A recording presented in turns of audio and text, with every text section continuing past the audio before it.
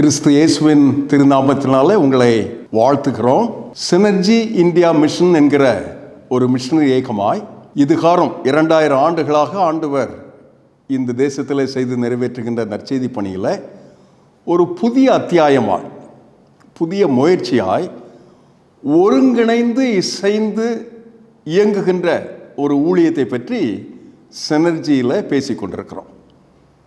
2000 ஆண்டுகளாக ஆண்டவர் திருச்சபையை எழுப்பியிருக்கிறார்.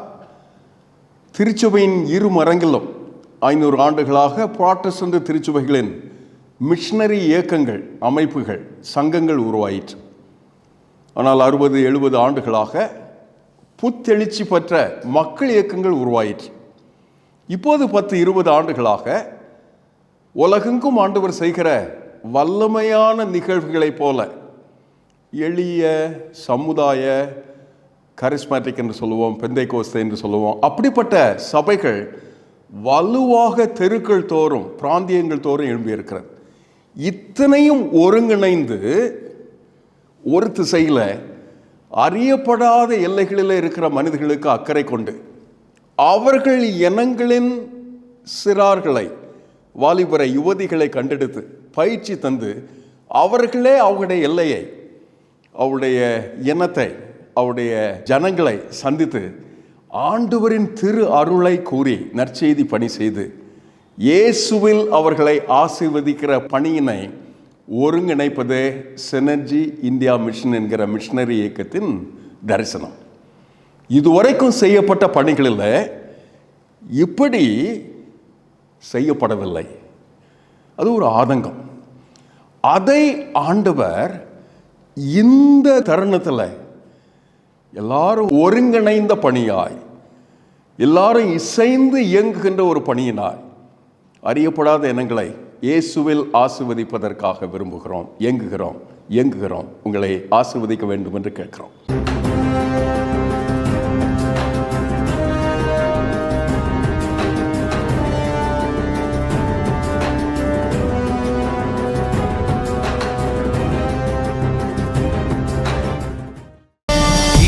முதல் குமரி வரையுள்ள இதயங்கள் விடுதலை காணவே இயேசென்னும் தீபம் ஏற்றுவோம். இளைஞரை எழுந்து செல்வோம், சேனை வீரராய் வெல்லுவோம். தேவ அருளால் செல்லுவோம், சேனை வீரராய் வெல்லுவோம். தேவ அருளால் ஓசன்னா ஓசன்னா ஓசன்னா ஓசன்னா ஓசன்னா ஓசன்னா.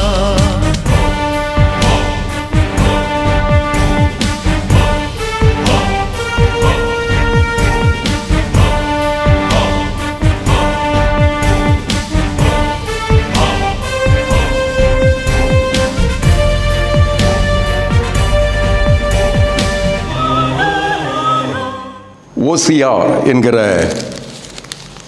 பழைய ஏற்பாட்டின் சின்ன தீர்க்க தரிசன ஆகமத்திற்கு உங்களை அன்போடு கூட அழைக்கிறோம். ஆண்டவரின் அதி உன்னத திட்டமாய் நற்செய்தி பணியை நம்முடைய நாட்களில் நாம் நிகழ்த்துவதற்காக நம்முடைய ஊழியங்கள், நம்முடைய ஐக்கியங்கள், நம்முடைய சபை நாம் அமைத்து உதவுக மிஷனரி இயக்கங்கள், அதன் வழிமுறைக்காக ஆண்டவரின் வார்த்தையை ஆகமங்களின் வழியாக பார்க்கிறோம். இன்றைக்கு நாம் தேர்ந்தெடுத்திருக்கிற ஓசியா என்கிற இந்த சின்ன தீர்க்கதரிசியின் புத்தகம் வேதாகமத்தின் மிக முற்றிலும் வித்தியாசமான கோணத்தில் நமக்கு அருளப்பட்டிருக்கிறது. இவரை இறைவாக்கினர், தீர்க்கதரிசி என்று அழைக்கிறோம். வடநாடாகிய இஸ்ரேல் ஆமோஸ் என்றும் அந்த தீர்க்கதரிசனுக்கு முந்தி வாழ்ந்தவர். கடவுளின் திட்டத்தில் ஐசாயா என்று அழைக்கப்படுகிற ஏசாயாவின் மிக உன்னதமான அந்த தீர்க்கதரிசியின் காலத்திலேயும், யோனா என்கிற இன்னொரு தீர்க்கதரிசியை பற்றி வாசிக்கிறோமே, அவருடைய காலத்திலேயும் வாழ்ந்த ஒரு ஆண்டவரின் அடியவர். கிறிஸ்துவுக்கு முன்பு உசியா ராஜா மரணமடைந்த அந்த காலம் துவங்கி ஜெரோபாம் என்று அழைக்கப்படுகின்ற அந்த காலம் வரைக்கும் 760 ஆண்டுகளுக்கு முன்பு, கிறிஸ்துவுக்கு முன்பு, இஸ்ரேலுக்கு அவர் இறைவாக்கினராக தரப்பட்டார். சமாரியா வீழ்ச்சியுற்றிருக்கிறது. அதற்காக இவர் தீர்க்க தரிசனம் தந்தார். இஸ்ரேலின் விக்கிரக வழிபாட்டை, கடவுளின் திட்டம், கடவுளின் சித்தம் இருக்க வேண்டிய எல்லையில் கடவுள் அல்லாத காரியங்களை விக்கிரக வழக்கம் என்று சொல்கிறோம், சிலை வழிபாடு என்று சொல்கிறோம். பொருள் குவிப்பை, லௌகீகத்தை, உலகத்தை, அதன் செழிப்பை, கொழிப்பை மையமாக கொண்டிருக்கிற ஒரு வாழ்வை இஸ்ரேல் தெரிந்து கொண்டது. இவைகளின் வழியாக இஸ்ரேலை சேவிக்க வேண்டிய இந்த இஸ்ரேல் என்கிற கடவுளுடைய மக்கள் கீழ்ப்படியாமைக்கு, இல்லை 4ஆம் அதிகாரத்தின் 16வது வசனம், இஸ்ரவேல் அடங்காத கிடாரியை போல அடங்காதிருக்கிறது. முரட்டாட்டத்திற்கு, கடவுளின் காரியங்களை புறக்கணித்ததற்கு அடையாளமாக இருந்தது. வீழ்ந்தது, மீண்டும் மீண்டும் விழுந்தது. தவறியது, மீண்டும் மீண்டும் தவறியது. கடவுளுக்கு தீங்கிழைத்தது, மீண்டும் மீண்டும் இதை செய்து நிறைவேற்றியது. ஆகினால தவழ்ந்து தவழ்ந்து தவழ்ந்து தேசத்திற்கே தீட்டாய் போயிற்று. எத்தனை அழகான ஒரு வர்ணனை! இதை போலத்தொரு காலத்துக்காக சபை 21ஆம் ஆண்டின் விளிம்பில் கடவுள் நம்மை இப்படிப்பட்ட ஒரு ஒப்பு கொடுத்தலுக்காக அழைப்பதற்கு ஓசியாவை அழைக்கிறார். ஓசியா, உன் வழியாய், உன் வாழ்வின் வேதனையின் வழியாய் ஒரு நாட்டுக்கு, உன் தேசத்திற்கு சொல்ல வேண்டிய ஒரு செய்தி இருக்கிறது. நீ போ, விலை மாதராகிய அவளை சேர்த்துக்கொள், திருமணம் செய். கோமேர் என்று அவளுக்கு பெயர். அவளுக்கு பிள்ளையை பெற்றெடு. வேசி பிள்ளைகளை பெற்றெடுத்த பிறகு உன்னுடைய வேதனை என்னவென்று தெரியும். அவளும் அவள் பிள்ளைகளும் தவறுக்கு, தீங்குக்கு, தீட்டுக்கு, தேசத்திற்கு அபாண்டமாய் குறுக்கே நிற்பதை அறியும் போது உனக்கு புரியும், ஆண்டவர் தேசத்தை எத்தனையாய் நேசித்தார்.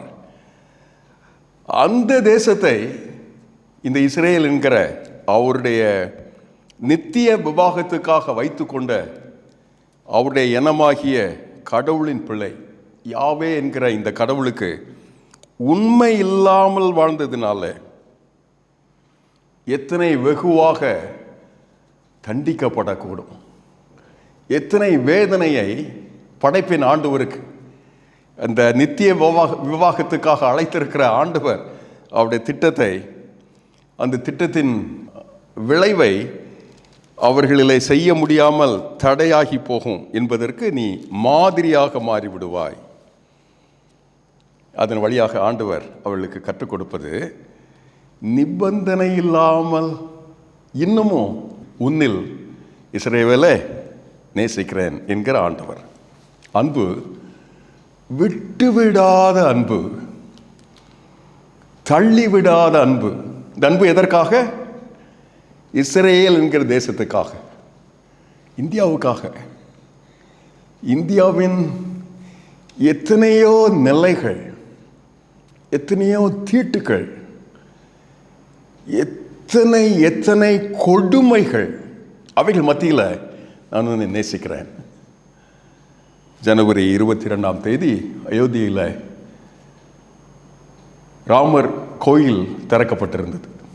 உலகமெங்கும் இந்தியாவுக்காக அக்கறை கொண்டிருக்கிற கடவுளுடைய பிள்ளைகள் ஆழமான ஒப்பு கொடுத்தலோடு இந்தியாவின் கடவுளின் அரசாட்சிக்காக, அதற்கு எதிரான எந்த நிலைகளுக்கும் ஆண்டவர் நம்மையும் நம்முடைய குடும்பங்களையும் தேசத்தையும் தேசத்து மக்களையும் காக்க வேண்டும் என்பதற்காக ஜெபிப்பதற்கு கூடியிருந்தோம். சரியாக 12:20 அங்கே மிக முக்கியமான நிகழ்வு நடைபெற்று கொண்டிருக்கிறது. எங்களுடைய ஜூம் காலில் எனக்கு அறிமுகமான ஒரு சத்தத்தில் ஒரு பெண்மணி ஜெபித்தார்கள். முதிர்ந்த பெண்மணி மாநகர்பூரில் ஒரிசாவில் தன்னுடைய கணவனையும் அந்த இளம் பிள்ளைகளையும் ஒரே இரவில் ஜனவரி 22 இழக்கு கொடுத்தார்களே, அந்த பெண்மணி தான் ஆஸ்திரேலியாவிலிருந்து எங்களுடைய ஜூம் காலில் இணைந்து ஜெபித்தார்கள். ஆண்டவரே, நீர் சர்வ வல்லவர். எத்தனை நாங்கள் சோரம் போயிருந்தாலும், வழி விலகி போனாலும், வேசி பிள்ளைகளானாலும், விலை மாதர்களானாலும் நீர் எங்களை நேசிக்கிறேன். இந்தியாவை நேசிக்கிறேன். இந்தியாவில் உம்முடைய இரத்தமும் உம்முடைய அன்பும் அத்தனையாக தரப்பட்டிருக்கிறது. இதை இன்றைக்கு காண்பிப்பதற்கு எங்கள் கண்களை திறந்து தாரும் என்று ஜெபித்தார். எங்கேயோ ஒரு தூரத்தில் இந்தியாவிலே வாழ்ந்த ஒரு பெண்மணியாய் இந்தியாவின் இந்த சந்தால் இனத்து குஷ்டரோக மக்களுக்காக போராடி ஜெபித்ததை எங்களால் கிரகிக்க கூட முடியவில்லை. கடவுள் அவருடைய திருத்திட்டத்தில் அப்படி தேசத்தை நேசிக்கிறார். அருவருப்பான வாழ்வு நெறி, கொலைவரி, கூட்டு கள்ளத்தனம், திருட்டுத்தனம் பின்னணியில் நின்று நல்ல காரியங்களை, கடவுளின் திட்டத்தை இந்த பூமியில் நிறைவேற்றுவதற்கு திட்டமிடுவது, கங்கணம் கட்டி இதற்கு எதிராக போராடுவது என்றெல்லாம் இருக்கிற இந்த அந்நிய தேவர் தேவைகளை இவள் இஸ்ரேல் அணைத்து கொண்டாள், சோரம் போனாள், அவர்களை நேசித்தாள். காரணம் என்ன? ஓசியாவின் காலம் உலக பொருளாதாரம் கொள்ளிக்கின்ற காலம், வளம் செழிக்கின்ற காலம். இது ஆவிக்குரிய அந்தகாரத்தை தருகிறது, தரித்திரத்தை தருகிறது. சபைக்கு இன்றைக்கு சொல்ல வேண்டிய மிக முக்கியமான செய்தியை ஓசியா சொல்லுகிறார். ஓசியா, நீ போய் கோமேர் என்கிற இந்த சோரம் போன விலை மாதரை திருமணம் செய்து அவளுக்கு பிள்ளையை பெற்று அவர்கள் எல்லாரும் உன்னை விட்டு விலகி போகும்போது உனக்கு தெரியும் அது எத்தனை வேதனையானது. அதன் மத்தியில் ஆவிக்குரிய சோரம் போய் இருக்கிற இந்த தேசத்தை நீ பார்ப்பதற்கு உனக்கு உணர்வு வரும் என்று கூறுகிறார். அதன் வழியே ஆண்டவர் கூறுவது 4:13 இந்த வசனம் கூறுகிறது, என் ஜனங்கள் கட்டையினிடத்து ஆலோசனை கேட்கிறார்கள், அவருடைய கோல் அவர்களுக்கு செய்தியை அறிவிக்கும் என்று இருக்கிறார்கள். வேசித்தன ஆவி அவர்களை வழி தப்பி தெரிய பண்ணுகிறது. அவர்கள் தங்கள் தேவனுக்கு கீழ்ப்படியாமல் சோர மார்க்கமாய் போனார்கள். மலை இச்சையில் பலியிடுகிறார்கள். மேடுகளிலே கர்வாலி மரங்களின் கீழே, புன்னை மரங்களின் கீழே, அரச மரங்களின் கீழே, அவைகளின் நிழல்களில் நின்று தூபம் காட்டுகிறார்கள். இது நிமித்தம் உங்கள் குமாரத்திகள் வேசித்தனமும் உங்கள் மருமக்கள் விபச்சாரமும் செய்கிறார்கள்.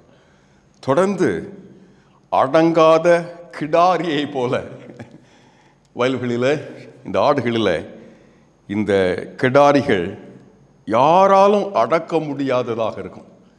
அதை உதாரணமாக எடுத்து ஓசியா தீர்க்க தரிசனம் சொல்கிறார்.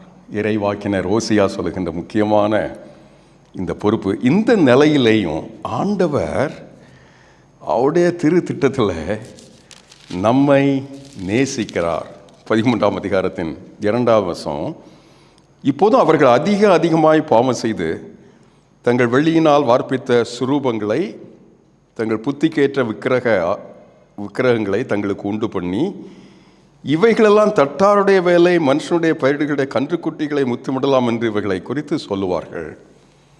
ஆனாலும் இஸ்ரவேலே, உன் தேவனாகிய கர்த்தரிடத்தில் திரும்பு, நீ உன் அக்கிரமத்தில் விழுந்தாயே என்று அவர் கொண்டிருக்கிற அன்பு கொண்டு இறை வாக்கு தருகிறார். அந்த இறைவாக்கு எப்படிப்பட்ட வாக்கு? தணியாத அன்பு கொண்ட ஒரு வாக்கு, குறைவில்லாத பேரன்பு கொண்ட ஒரு வாக்கு. இப்படிப்பட்ட வாழ்க்கை நெறியால், குணாதிசயத்தினால் திரும்ப திரும்ப அவளுக்கு நிகழ்கின்ற விளைவுகளின் வழியாய் தீட்டு தொடர்கிறது, தீங்கு தொடர்கிறது, அசுத்தம் தொடர்கிறது. ஆயினும் இஸ்ரவேலே, இவனை நான் எப்படி விடுவேன்? குணாதிசய குறைவுக்காக அல்ல, மதீனம் இல்லாததற்காக அல்ல, வாழ்க்கை தரம் தாழ்ந்தது என்பதற்காக அல்ல, கண்மணி போல உன்னை காப்பேன் என்று சொன்னேனே, அதை நிறைவேற்றுவதற்காக. ஆண்டவரின் அன்பு ஆழமானது. மீட்பரின் அன்பு மீட்டுக் கொள்வதற்காக தரப்பட்டிருக்கிறது. 11ஆம் அதிகாரத்தில் ஓசியா சொல்கிறார், நான் இஸ்ரவேலுக்கு பனியை போல் இருப்பேன். 5வது வசனம், 14:5. அவன் லீலி புஷ்பத்தை போல் மலர்வான், லீபனோலை போல வேர் ஊன்றி நிற்பான். ஆழமான மீட்பரின் அன்பு மீட்புக்காக இந்தியாவுக்கு நீட்டப்பட்டிருக்கிறது. ஆண்டவர் அருளி இருக்கிற 7 லட்சம் திருச்சபைகள், ஏறத்தாழ ஒரு 10 கோடி விசுவாசிகள், முதல் தலைமுறை விசுவாசிகள் உட்பட இளம் எளிய சாதாரணமான விசுவாசிகள் உட்பட அத்தனை பேருக்கும் ஆண்டவர் தருகின்ற அழகான அழைப்பு, இவைகளை கிரகிக்கிற புத்தி உள்ளவன் யார்? கர்த்தருடைய வழிகள் செம்மையானவைகள், நீதிமான்களின் அவைகள் நடப்பார்கள். பாதகர் அவைகள் இடறி விழுவார்கள். ஆனால் நீயோ சோரம் போனாயே ஓசியா, அவளை நீ கோமேரை இணைத்து கொண்டாயே, அவளுக்கென்று பிள்ளைகளை பெற்றுக்கொண்டாயே, எல்லாருமாக சேர்ந்து திருப்பு ஆதி அன்பை கொண்டு நினைவு கூர்ந்து, இஸ்ரவேலே என்னை நோக்கி பார், உன்னை படைத்த என்னை நோக்கி பார். அன்பு கூறாதவர்களுக்கு, அன்பை உணராதவர்களுக்கு, உண்மையை உத்தமத்தை உள்ளூர ஏற்காதவர்களுக்கு கரையும் கொடுக்கிற அன்பாய் நேசிப்பதற்காக உன்னை அழைக்கிறேன். அது ஒரு அசாத்தியமான அழைப்பு. அந்த அழைப்புக்காக, நிபந்தனை இல்லாத ஒப்பு கொடுத்தலுக்காக, தேசத்தை நேசிப்பதற்காக ஓசியா அழைக்கிற அழைப்புக்கு உங்களை, என்னை, நம்மை இந்த காலத்துக்காக ஆண்டவர் அழைக்கிறார்.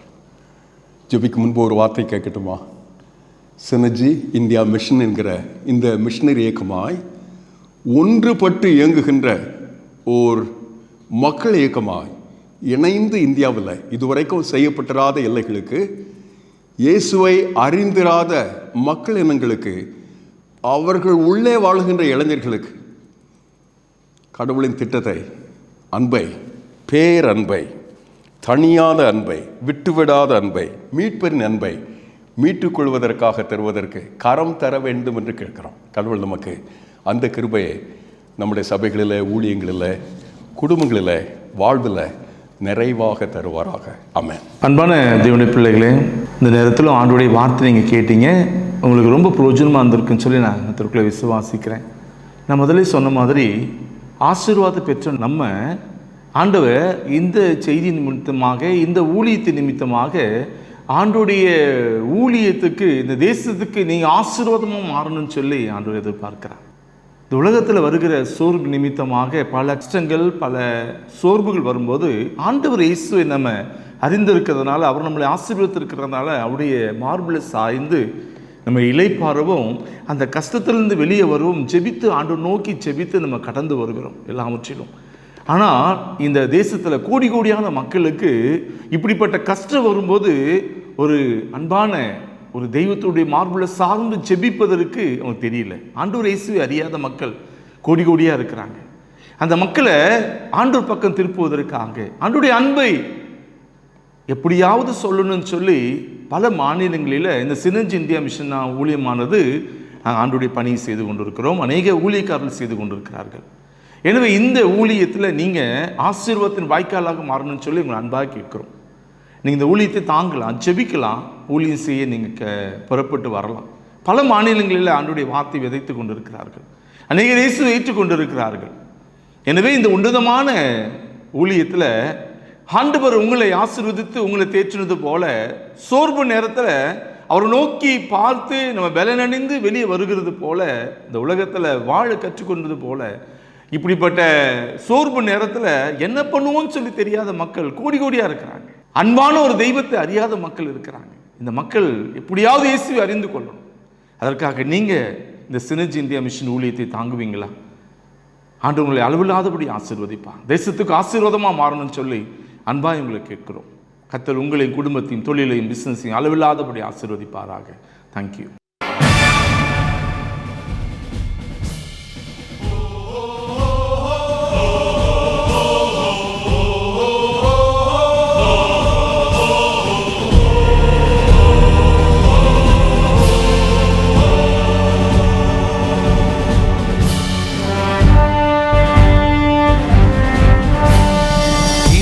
முதல் குமரி வரையுள்ள இதயங்கள் விடுதலை காணவே இயேசென்னும் தீபம் ஏற்றுவோம், இளைஞரை எழுந்து செல்வோம், செல்லுவோம், சேனை வீரராய் வெல்லுவோம், தேவ அருளால் செல்லுவோம், சேனை வீரராய் வெல்லுவோம், தேவ அருளால். ஓசன்னா ஓசன்னா ஓசன்னா ஓசன்னா ஓசன்னா ஓசன்னா.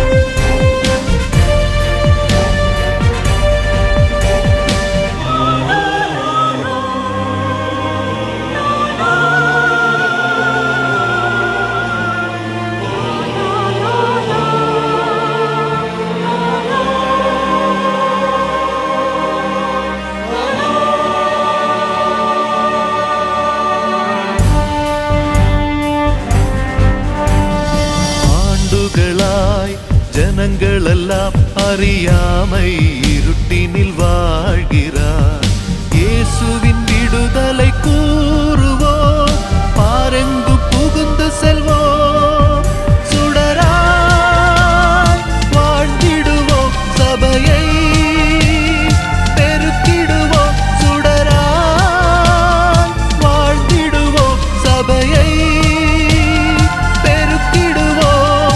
ஓசன்னா ஓசன்னா ஓசன்னா ஓசன்னா ஓசன்னா ஓசன்னா.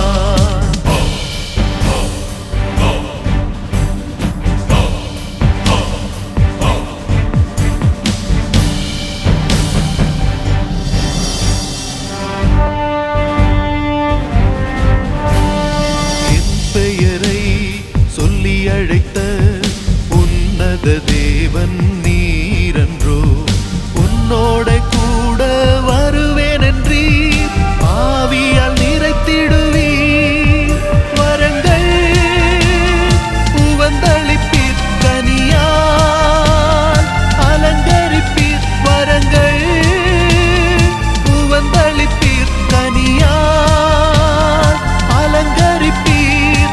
ஓசன்னா ஓசன்னா ஓசன்னா ஓசன்னா ஓசன்னா ஓசன்னா.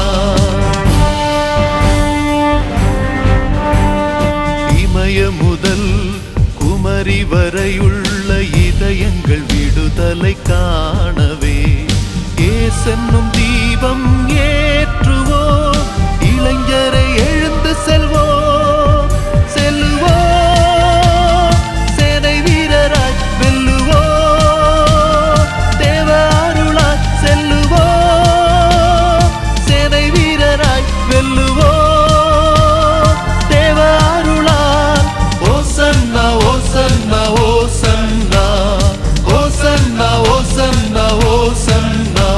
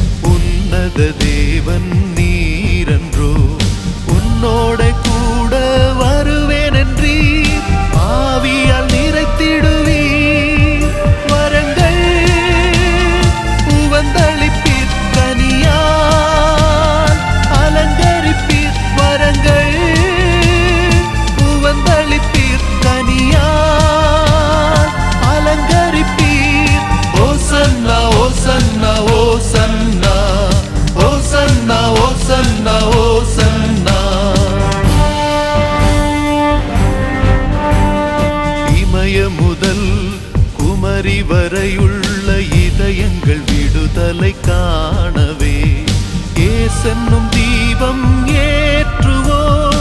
இளைஞரை எழுந்து செல்வோம், செல்லுவோம், சேனை வீரராய் வெல்லுவோம். தேவ அருளாய் செல்லுவோம், சேனை வீரராய் வெல்லுவோம். தேவ அருளால் ஓசன்னா ஓசன்னா ஓசன்னா ஓசன்னா ஓசன்னா ஓசன்னா.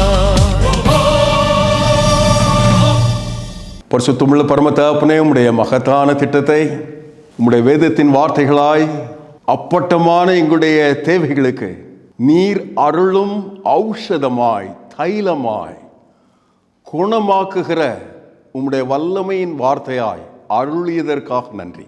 கீழ்ப்படுகிறோம், இணங்குகிறோம், உம்முடைய திருவுள சித்தத்திற்கு இசைகிறோம். எங்களை எடுத்து இயக்கும் இயேசுவின் நாமத்தில் ஜெபிக்கிறோம் நல்ல பிதாவே, ஆமென். கர்த்தராகிய இயேசு கிறிஸ்துவுடைய கிருபை, பிதாவாகிய கடவுளுடைய அன்பு, தூய ஆவியானவரின் விலகாத அந்யோன்யம், அதன் சகல பாக்கியம் இன்றும் என்றும் சதா காலங்களிலும் நம்மோடு கூட இருப்பதாக. ஆமென்.